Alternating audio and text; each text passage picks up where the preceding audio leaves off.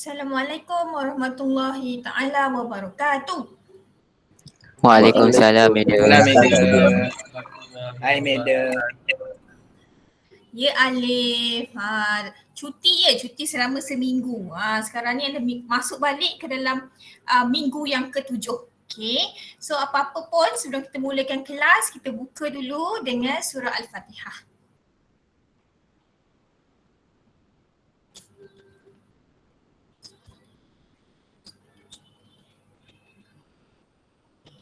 Amin amin ya rabbal alamin. So apa khabar semua, sihat ke? Sihat, madam. Alhamdulillah. Cukup ke cuti seminggu? Tak cukup, madam. Tak cukup. Tak apa. Nanti kita cuti SEM nanti panjanglah sikit. Biasanya cuti SEM bulan 7 nanti. Nanti you dah masuk diploma lah. Dua bulan. Yang tu yang panjang. Okay. So kita nak habiskan topik yang ketiga, chapter yang ketiga time management.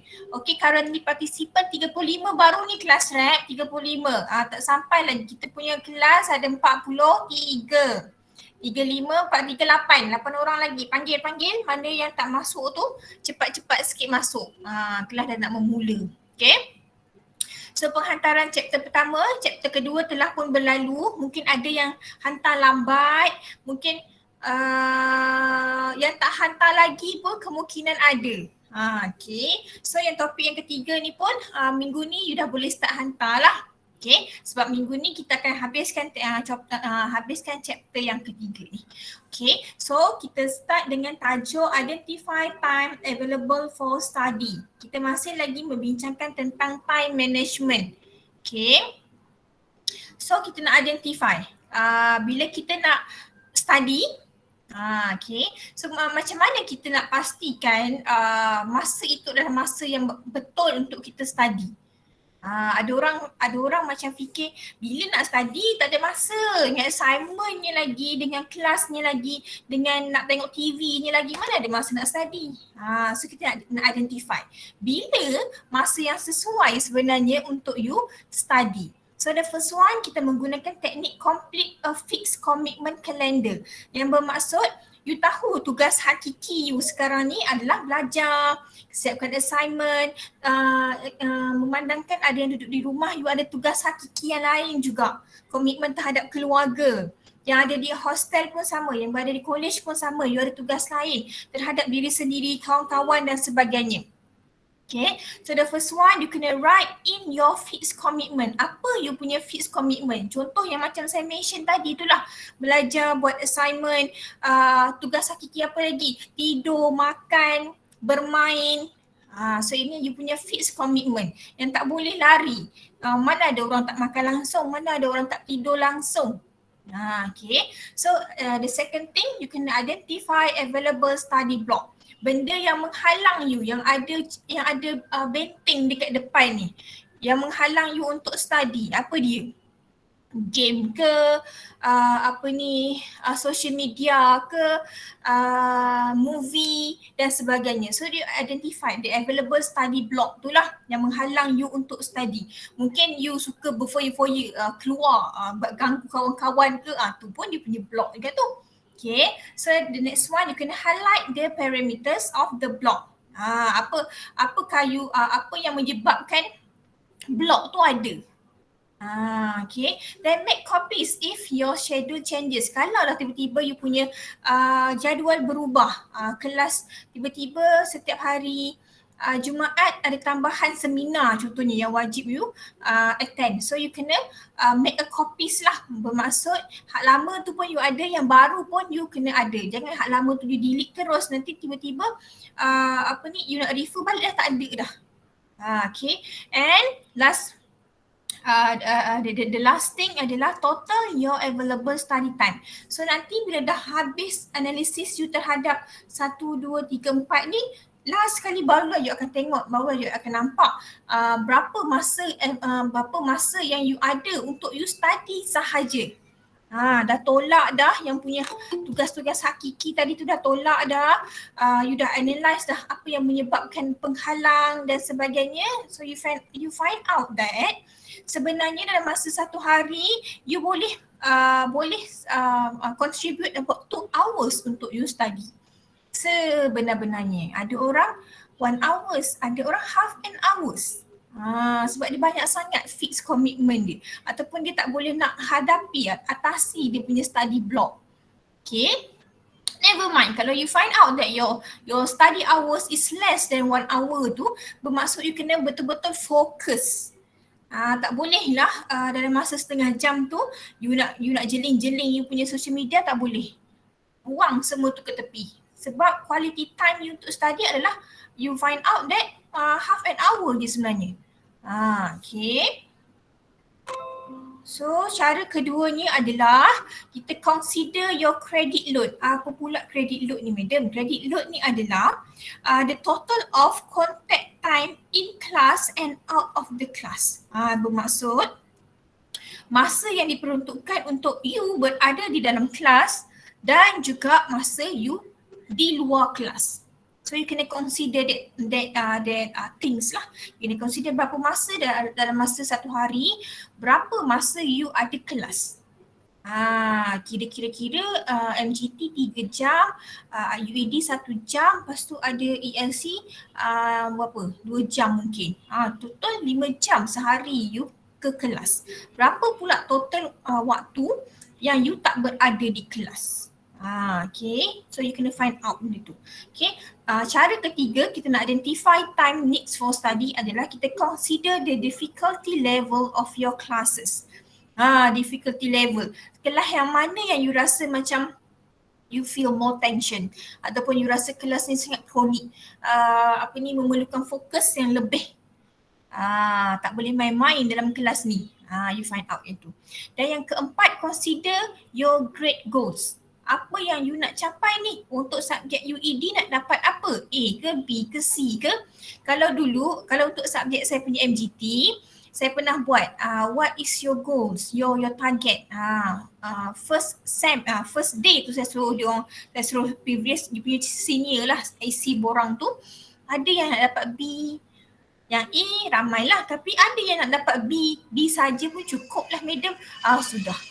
Dia meletakkan satu grade bawah daripada yang sepatutnya. So, bila you dah tahu you punya goals, you akan manage your time wisely lah. Yang kelima adalah learn how long it takes to do your assignment. You kena discover sebenarnya untuk buat assignment maths tu berapa jam yang you perlukan. Adakah jam, adakah setengah jam je orang dah boleh siap kan? Ada orang mengambil masa sejam tak faham maths kan? So lain-lain lah. So you kena find out berapa lama masa yang you perlukan untuk siapkan assignment tu. Mungkin assignment grouping UED lama sikit lah sebab dia grouping, so you nak collect data from your members, nak combine, nak compile, lama sikit. Okay. Compared to the assignment that you conduct individual, dia lain. Yang tu 100% from your contribution. So lain lah dia punya masa yang diperuntukkan. Okay. Yang keenam, monitor your current study time. So sekarang ni your current study time berada di tahap mana? Adakah sehari ada masa yang diperuntukkan untuk study? Let's say kalau kelas tu 3 jam tapi sir ataupun madam ataupun doktor buat sejam setengah. So you have another half and 1 hour. Macam tu lah, 1 jam setengah lagi. Masa yang diperuntukkan untuk subjek tersebut. So don't waste your time. Ada 1 jam setengah tu gunakan sebaiknya untuk siapkan assignment, untuk siapkan dia punya homework dan sebagainya. Mentang-mentang lah kelas habis awal dia pun habis nak kelas hari ni, baring lah pun tidur. No. Ada sebab kenapa lecturer bagi masa lebih tu, dia tak ganggu supaya you boleh gunakan waktu kelas dia untuk buat assignment subjek tersebut. Okay. Seterusnya, how we want to establish a new time plan. Kita dah nak, tadi kita duk recognize, kita duk tengok, kita analyze. So sekarang ni kita dah nak buat dah planning kita, new time plan ni, nak manage kita punya time. Okay, the first one, you kena reduce your credit load tu. Credit load yang saya kata tadi, waktu kelas tak boleh nak ganggu lah. Tapi credit load yang out of class hour, you boleh manage, you boleh reduce. Okay, reduce your fixed commitment. Fixed commitment pun kena reduce. Kalau boleh, kalau dulu main game 3 jam, so reduce lah jadi 1 jam setengah. Tengok movie 20 episod. Sehari selalu dia tengok 5 episod. Reduce lah, tengok 2 episod saja.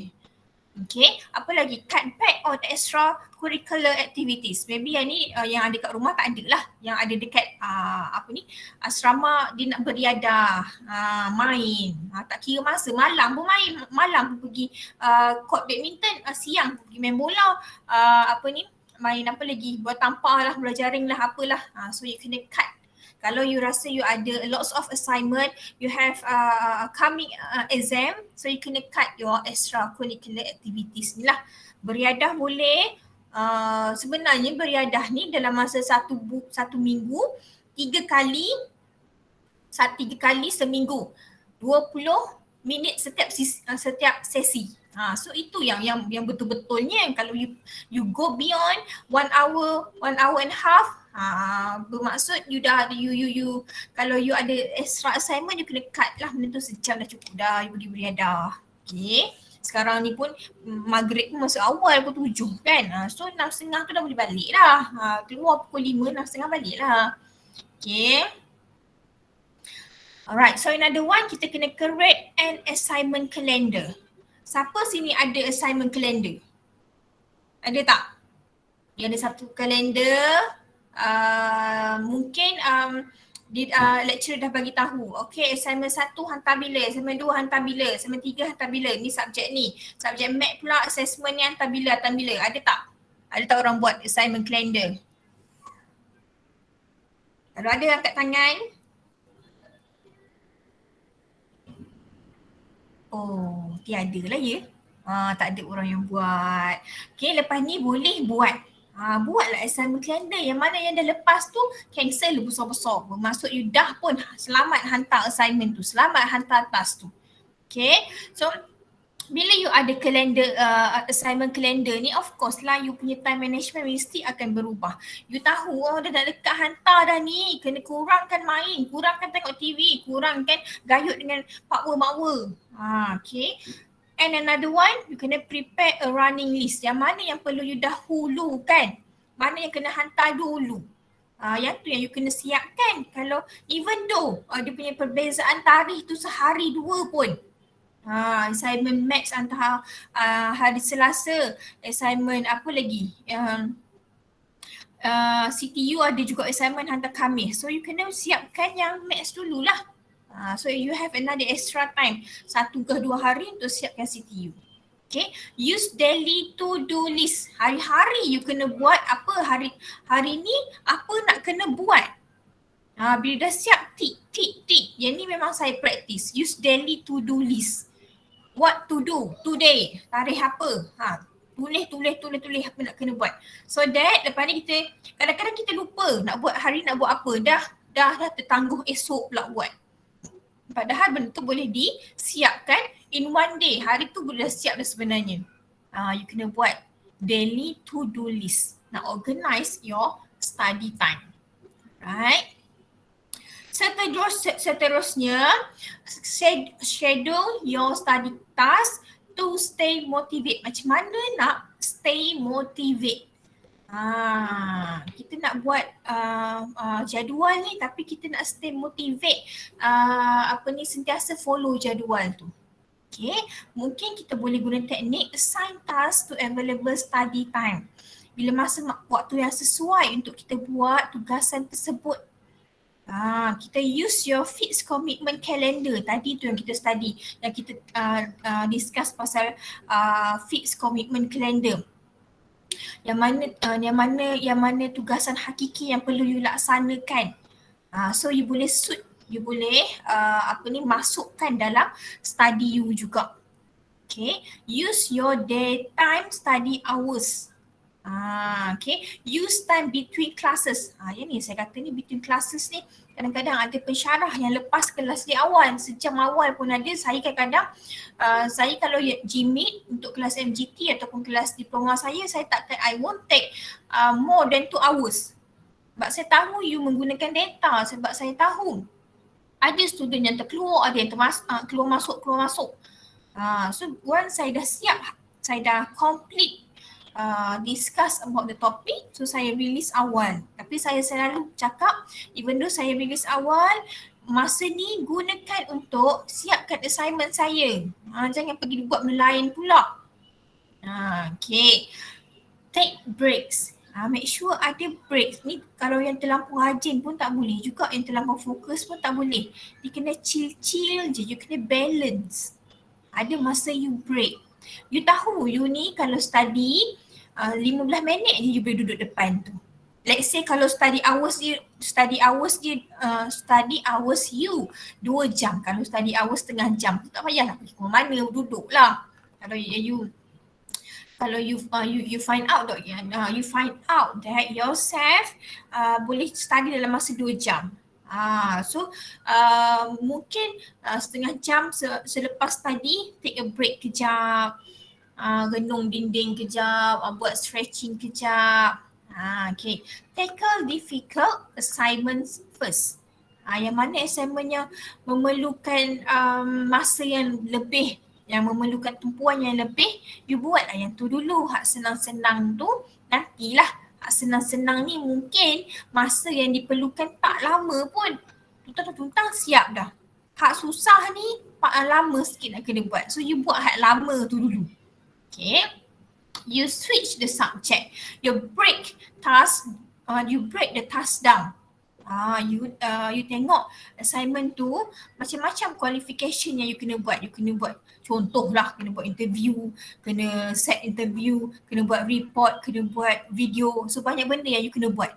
So you break the task down. Apa benda pertama yang you kena buat, yang kedua apa, yang ketiga apa, so that you can see the flow. So you can manage the activities that need to be done first. Yang ni dulu kena buat ni. Okay, dah siap yang ni, baru buat yang nombor 2, nombor 3.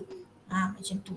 Plan rewards. Work ahead, plans reward. Plans reward ni pun sangat membantu sebenarnya bila you dah siap satu-satu assignment kan. So you bagilah reward sikit kat diri you. Boleh hari ni assignment dah hantar. Okay, boleh tengok movie Korea 5 marathon. Habis satu cerita. You plan a rewards. So you akan rasa macam seronok lah. Dihargai macam tu. Okay. And another one adalah schedule how to manage multiple projects. If you have multiple, maksudnya lebih daripada satu projek. Banyak projek yang you kena buat. Bermaksud banyak assignment lah. Satu-satu subjek mesti ada assignment. Ada tak subjek yang tak ada assignment? Ada tak? Tak ada, madam. Semua ada kan, Ziman? Subjek agama assignment apa? Video amali, kerja khusus. Pun ada juga, walaupun nampak macam pendidikan Islam. Ada assignment dia juga. Assignment MGT dah hantar ke? Esok last, madam. Esok lah. So Puan Sarina sementara esok ya. Kelas saya belum lagi. Kelas saya lambat lagi hantar. Okay. MGT kelas saya lambat lagi hantar. Dia berlainan lah. Lain lecturer, lain lah dia cara dia mengajar. Lain cara due date penghantaran assignment pun lain. Sebab bila Puan Sarina yang ajar you, so Puan Sarina yang lebih tahu student dia. Saya tak tahu. Tak boleh dah nak kata kenapa kelas Puan Fini tu hantar lambat. Saya tahulah student saya. Saya yang mark paper dia. So tak apalah, saya ikut cara saya. Okay, so apa yang kita kena buat tadi? Make a plan. Kena plan dulu projek-projek mana yang perlu dihantar dulu, projek mana yang susah dulu. Set prioritize. Yang mana susah buat dulu. Develop a system. Okay. Sistem ni contohnya yang mana yang ada subjek, yang mana yang memerlukan you buat assignment berkumpulan. So you decide lah, okay, kumpulan kita ni 5 orang, so you buat part ni, you buat part ni. So every Sunday kita buatlah sikit Google Meet, kita discuss. So it's a simple system. Okay, monitor your progress. Dah siap hal ni betul ke tidak ni? Yang ni dah assignment ELC dah berada kat tahap mana, kat level mana, ketinggalan dah ke? Okay, macam tu kita manage kalau kita ada multiple project. Janganlah rasa macam tak boleh dah ni, kusut habis semua benda tak nak buat dah. Lepas tu kena plan, set prioritas, develop system, monitor your progress. Okay, kena relax lah, relax. Jangan rasa macam bila ada di assignment, rasa macam beban atas ni kan, atas bahu kan. Memanglah you rasa beban, tapi kita ada cara dia untuk release one by one. You tahu which one the prioritas one. You manage your time wisely. You reduce your your tadi tu fixed commitment tadi. Reduce your credit load dan sebagainya. Memang penat jadi student penat. Jadi orang yang bekerja pun penat. Ada tak you all jumpa satu, tak tahulah tweet ke apa, dia kata jangan samakan student dengan orang yang bekerja. Ada jumpa tak? Ada madam, ada. Ada kan? Ramai yang melenting tu. Bismillahirrahmanirrahim. Jangan samakan student dengan orang yang bekerja. Orang yang bekerja tu pun mesti dah pernah jadi student. Tak apa. Biarkan. Kat sini ada tak yang pernah bekerja? Ambil kerja. Ambil kerja sekarang ke dulu? Saya kerja setiap kan Shopee kan dia ada buat event 12-12, 11-11. Okay. Saya join yang tu. Oh, macam mana tu Amir? Cerita sikit. Dia tak buat assignment, so dia masuk Shopee. Aku buat Haziq. Macam mana Amir? Kerja macam mana tu? macam packing, picker, ambil barang daripada tempat tu. Macam orang order, kita kena sediakan lah barangnya semua. And then packing. And then madam tahu outbound semua. Ni madam, gudang Shopee, kalau contoh kita beli barang, kita duduk Selangor, kita beli barang dekat negeri lain, dia akan pergi ke gudang Shopee tu dulu. So nanti Amir yang akan settlekan dekat dalam gudang. Kira warehouse lah, warehouse. Oh, faham. So kiranya waktu 11-11, 12-12 tu kan macam banyak barang yang masuk. So you pergilah settlekan kat gudang tu. Ada event. Ada event. Oh, okay. So bukan hari lah you kerja.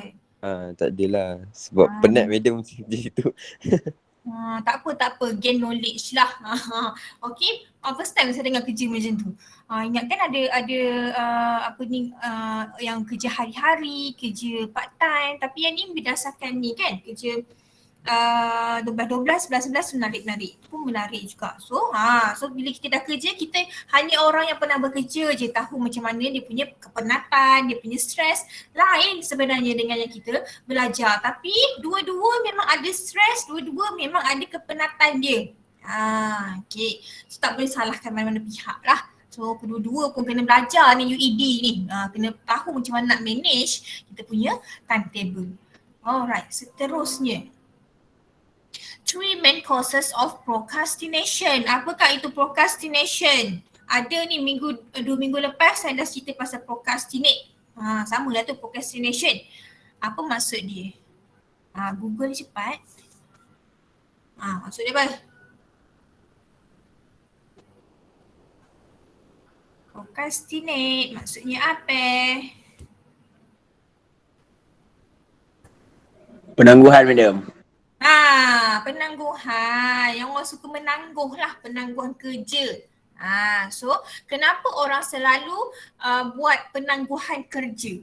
Kita ada 3 main causes. The first one, self-downing.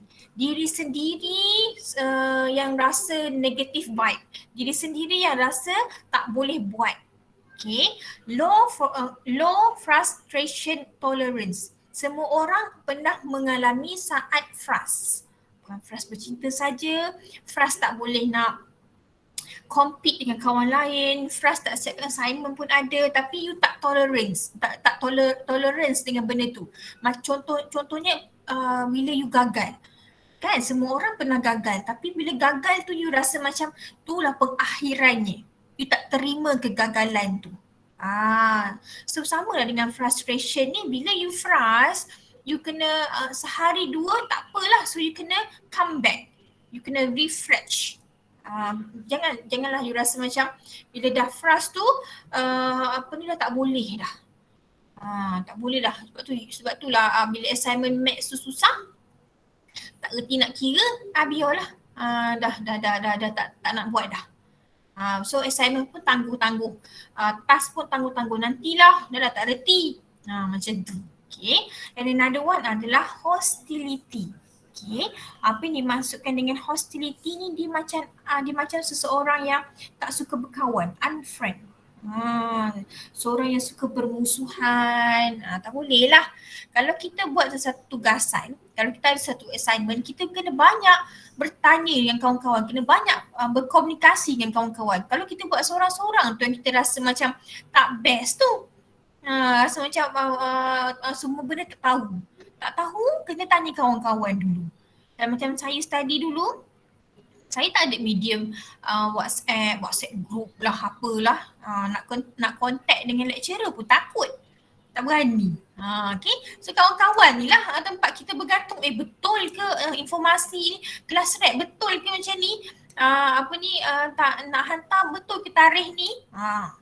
Semua bertanya dengan kawan-kawan. So nanti kalau masing-masing kalau tak ada kata putus lah contoh. Tak ingatlah bila madam kata kena hantar assignment, kelas rap pun macam blur-blur. Lupalah. Kalau semua satu kelas terlupa, barulah kelas rap wakil tanya, madam bila ya sebenarnya waktu hantar ni? Lepas tu nanti kelas rap akan sebarkan maklumat tersebut. So kita orang punya friendship tu, kita orang punya hubungan antara kawan-kawan satu kelas tu memang sangat rapat lah. Masing-masing nak membantu. Even though kita grup yang berlainan kan, mesti ada grup yang tanya, grup kau dah siap ke? Macam mana nak buat sebenarnya? Mesti ada yang bertanya. So kita share lah, janganlah kena kod.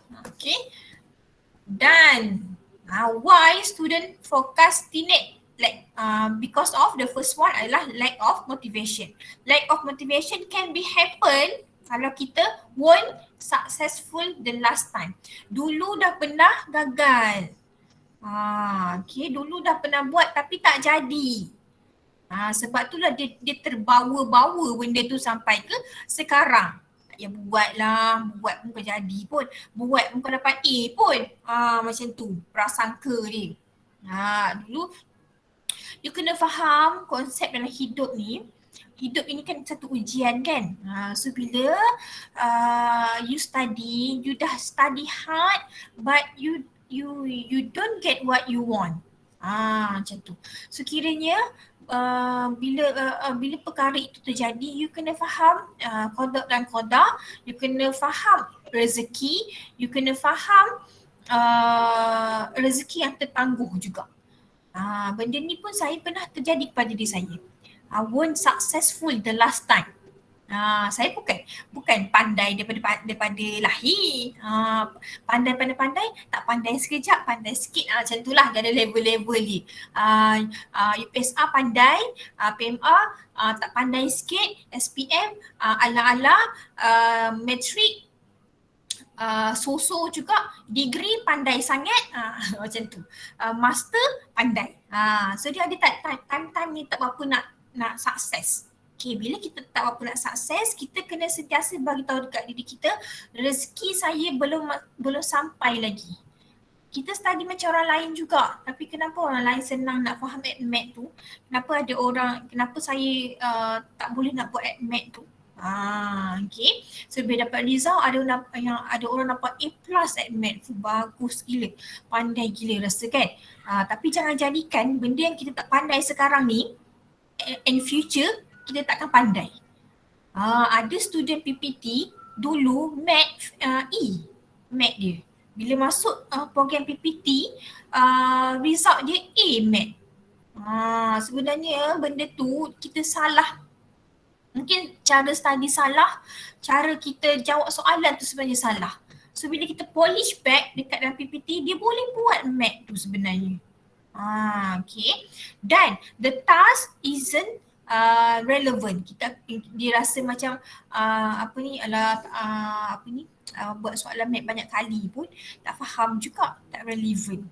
The task lack value, lack of clear specific goals, unclear about what to do, nak kena buat apa ni masuk PPT, nak kena buat apa. Berapa subjek ada ni tak tahu lagi, tak clear lagi. Isi borang penerapan pun tak clear lagi. Walaupun dah isi, rasa macam ada benda je yang tak isi, ada benda je yang salah. Tired or don't feel well. Ni pun salah satulah condition of our health. So it's very important for you to stay healthy lah. Jaga diri. Nak pakai lama lagi body ni. Okay. Makan makanan berkhasiat, tidur secukupnya, reduce stress dan sebagainya. Jangan pendam seorang-seorang. Ada student kami semester lepas dah berjaya pun dapat result, dapat penempatan dan sebagainya. Dia ada masalah dari segi keluarga dia lah. So end up dia tak sambung diploma dia. So itu adalah benda force ataupun pressure yang datang daripada family lah. So you kena pandai-pandai tackle that problem.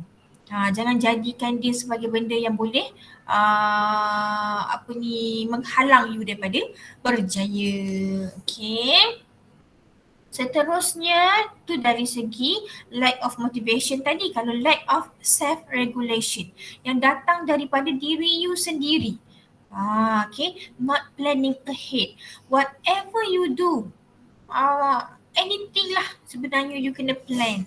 Buat assignment kena plan adik-adik. Buat nak seek for exam pun kena plan. Nak kena study apa dulu, nak kena study dekat mana, planning lah tu. Kalau you tak planning well, you akan bila exam nanti mulalah berdebar, rasa tak cukup, tengok orang. Kalau dululah kalau kita buat exam dekat kat hall kan, kalau dulu exam dekat UiTM kita ada hall, kadang-kadang buat kat hall, kadang-kadang buat dekat kelas dan sebagainya. Pernah tak mengalami situasi di mana orang sebelah kita advance, kejap-kejap angkat tangan, extra paper please. Kita ni satu paper, baru jawab dalam satu paper. Tak siap pun lagi, kenapa dia minta extra paper lah? Jawapan aku ni salah. Mulalah rasa cuak dan sebagainya kan. Tapi kalau kita dah plan awal-awal lagi, dah tahu, dah faham dah soalan-soalan yang keluar dan sebagainya, ada tips yang lecturer bagi, insyaAllah lah kita tak akan tergugat dengan orang sebelah tu. Mungkin orang sebelah tu kita conteng dia je pun. Okay. Overshadowing. Overshadowing ini pula bermaksud busy manjang. Tak nyempat. Nak kena buat ni, nak kena buat tu. Dia seorang yang pegang jawatan lah, let's say kan, jadi MPP ke apa, manjang ni lah, sibuk ni kan, ada program lah, apalah, meeting lah, apalah, tak sempat nak buat assignment. Okay, there are better things to do. Dia rasa macam okay, yang ni tak apa dululah, kita buat benda yang lebih best lagi. And another one, waiting for the perfect time, place or mood. Mood tak sampai lagi guys, so tak boleh nak buat lagi, tak ada mood, tak diseru lagi. Sampai bila nak kena seru tu? Nak kena ada orang berbisik kat telinga dulu ke baru boleh nak buat kerja kan? Tak sampai mood katanya. Tak ada perfect time, perfect place, nak kena kalau you rasa you adalah orang yang tak boleh study dengan tempat yang berterabur, tempat yang tak kondusif ke apa ke. So you manage your meja study tu. Saya adalah orang yang sebegitu. Saya banyak cerita berdasarkan pengalaman. Saya adalah orang sebegitu. Saya tak boleh study tempat yang ramai orang, depan saya ramai orang. Tak boleh. So saya kena menghadap dinding. Ada dinding, pastikan meja study saya well managed, tersusun, cantik. Kalau boleh berbau harum, sembuh lah. Itu saya punya habit. Kalau saya nak buat kelas pun macam tu. Saya nak tempat saya elok, saya sembuh lah room spray dulu, ataupun saya buka lah saya punya essential oil ke apa ke. So dia berbau harum, buat kerja pun best, nak ajar dalam kelas pun mood best. Macam tu. So you kena adakan lah benda tu, tak boleh wait. Tak boleh hanya tunggu. Siapa nak buat untuk you? Okay. Alright. So another motivational strategies for overcoming procrastination. Macam mana ni strategi yang kita guna pakai? Motivation word yang kita pakai. Just get started. Ada study yang saya baca, dia kata memang ramai orang yang procrastinate. Tapi cara nak overcome procrastinate ni, dia kena ambil satu saja langkah. Satu je. Iaitu just get started. Mulakan. Ya Allah, nak mulakan tu pun susah tau. Okay, so bila kita dah mulakan, yang pertama ni je yang you kena paksa. Mulakan. Bila you dah mulakan, you akan sentiasa teringat-ingat. Oh, ni tak siap lagi. Oh, ni dah sampai peringkat ni dah. Okay, sambung lagi. You kena just get started. Sebab dia akan menjadi macam driven atau dia akan menjadi motivational pada you untuk teruskan proses tu. Okay, use positive self-talk. Kena sentiasa bercakap dengan diri sendiri ni. Itu adalah salah satu cara untuk kita berjaya. Kena selalu cakap kat diri kita, kena selalu kata, kau boleh buat. Kau yang nak masuk PPT ni kan, gaduh kalau dulu mak yang suruh, sekarang ni you dah berada di PPT. So you kena buang fahaman ataupun mindset yang mak yang suruh, tak nak masuk pun ikut kawan, tak payah. Yang tu mindset tu you kena buang sebab sekarang memang you berada di PPT, you memang study pun sekarang ni. So you kena positive thought. Okay, sekarang saya ataupun aku lebih baik kalau you cakap depan cermin. Dia lebih terkesan. Kau ambil program ni. Sekarang kau berada di minggu yang ke-7. Lagi 6 ke 7 minggu saja perlu tamatkan. So kenapa tak nak buat kerja sekarang? Kenapa tak nak siapkan assignment sekarang? Jomlah buat. Jom kita sama-sama buat. Cakap kat diri macam tu. Bila dah buat nanti cepat siap. Betul macam tu lah. So you akan lebih rasa bermotivasi kalau you cakap kepada diri sendiri. A positive talk lah. Jangan duk bermonolog. Apalah nasib aku masuk PPT ni. Lagi down lah you rasa. Okay. Set realistic goal. You kena sentiasa ada goal. Apa yang you nak capai? Ya Allah, sekarang ni satu je benda you nak capai. Nak habiskan PPT ni. Okay. Clarify the direction. Yang mana satu yang you kena follow, yang you kena sampaikan dahulu. Start with the easiest part of the task. Kalau macam tadi saya mention, buat task yang susah dulu. Okay, yang tu tak apalah kalau orang tu dah termotivasi, okay lah. Let's say kalau orang tu tak termotivasi pun lagi, nak start buat ni, nak menghadapi, nak break the wall of procrastination. So dia kena start with the easiest part of the task dulu. Buat senang dululah. Sebabnya kalau tiba-tiba you buat susah tu, lagilah you rasa macam tak nak buat dah lepas ni. Okay, break down large task. Ni pun sama juga macam tadi saya kata. Task yang besar-besar, you simplifykan dia. Apa yang kena buat, kena follow siapa. Okay, recognize that not all assignment are easy. So memang ada assignment yang senang, memang ada assignment yang susah. Mungkin UED 102 adalah assignment yang senang, yang macam fun punya assignment je. Tak stress sangat pun nak compare dengan hak lain. Okay, recognize that all courses are relevant. Kena bagi tahu, mention that all the courses yang you ambil ni semuanya penting. Okay, tapi you adalah target you mana yang dapat A, mana yang dapat B kan. Okay, plan reward pun sama. Kena bagi sesuatu pada diri sendiri bila dah berjaya hantar assignment tu. Pergi makan ke, saya dulu ada, I have a group of members. Memang kita orang group yang sama untuk semua subjek, setiap semester pun. Group yang sama saja, ada lelaki ada perempuan. Okay, every time bila dah habis submit assignment, kita orang celebrate lah. Tengok wayang, makan-makan. Maybe it won't happen today ataupun this sem sebab you tak kenal kawan-kawan you. Celebrate lah the way you are. You pergi sendiri-sendiri ke, ajak mak ayah ke, nak celebrate sikit-sikit je. Okay. And another one, kalau tadi dari segi motivation, sekarang dari segi self-regulation. So you kena complete an assignment calendar. You kena adakan assignment calendar tu. Bila yang kena hantar, bila yang kena tangguh dulu. Create to-do list. Ni pun kena penting juga, hari-hari kena letak apa yang you kena laksanakan. Schedule your personal task. Set prioritas, avoid overscheduling. Busy-busy sangat nak ke mana. Okay. Identify escapist techniques. Apa escapist ni?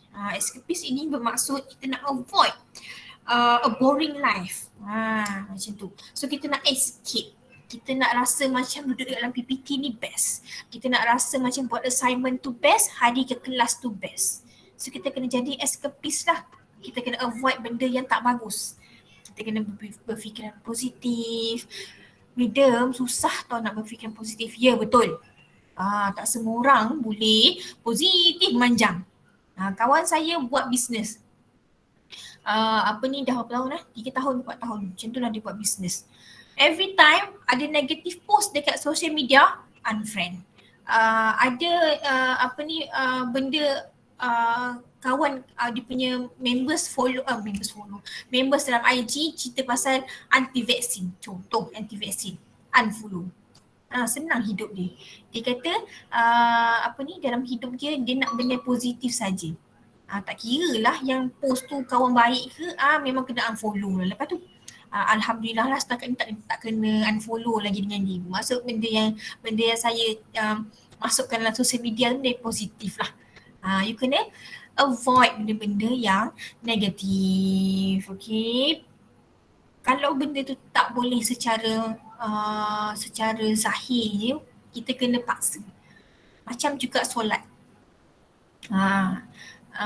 Maaf bertanya, siapa yang tak tinggal langsung solat 5 waktu satu hari? Kat tangan sikit, bangga sikit. Alhamdulillah. Bukan iman saja, saya rasa semua pun tak tinggal solat. InsyaAllah tak tinggal solat. Tak nak solat ni pun benda yang sukar sebenarnya. Walaupun 2-3 minit. Masa dia 2-3 minit je. Ini benda yang penting ni, prioritize. Tapi ramai orang yang tak buat.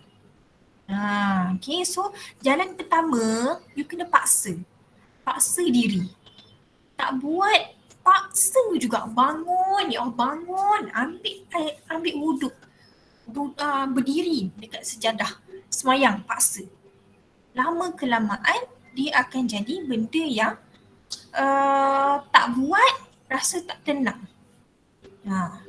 Yang tu yang you kena buat dulu. Dalam time management, yang tu yang pertama yang you kena buat. Bukan assignment.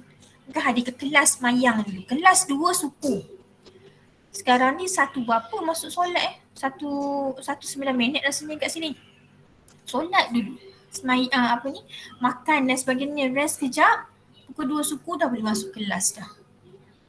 Kalau yang tu pun you tak boleh nak jaga time untuk Tuhan, time untuk Allah pun you tak boleh nak jaga, macam mana lah kita nak manage time kita ni? Okay. So berubah daripada sekarang. Waktu-waktu remaja ni Allah sangat suka pada golongan muda yang melakukan ibadah. Okay. Dah 11.52 dah ni, dah lebih masa dah. Okay, setakat ni siapa nak tanya soalan? Ada soalan tak? Soalan pasal assignment ke? Soalan pasal chapters ke? Ada?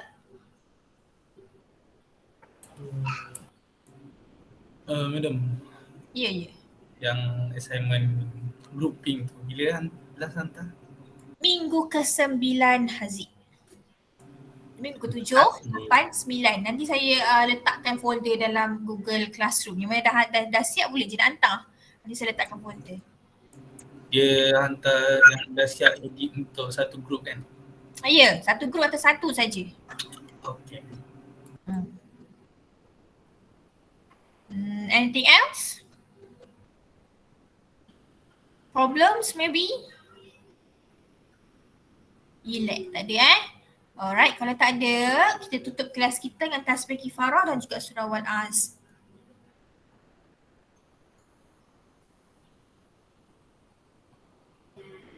Amin, amin ya rabbal alamin. Jumpa lagi pada minggu hadapan dengan topik yang baru. Okay. Terima kasih banyak-banyak kepada 35 orang ni. Ada lagi. Kelas rap, siapa yang tak hadir hari ni? Saya dah minta masih ambil attendance lah madam. Kita apa nanti update dalam grup. Okay. Yang mana yang terkeluar masuk tu normal lah. Yang tak hadir terus tu mungkin ada reason dia lah. Okay. Jumpa lagi minggu hadapan. Assalamualaikum warahmatullahi wabarakatuh. Bye-bye. Terima kasih madam. Thank you, madam. Thank you. Bye. Thank you madam. Welcome. Thank you, madam. Welcome.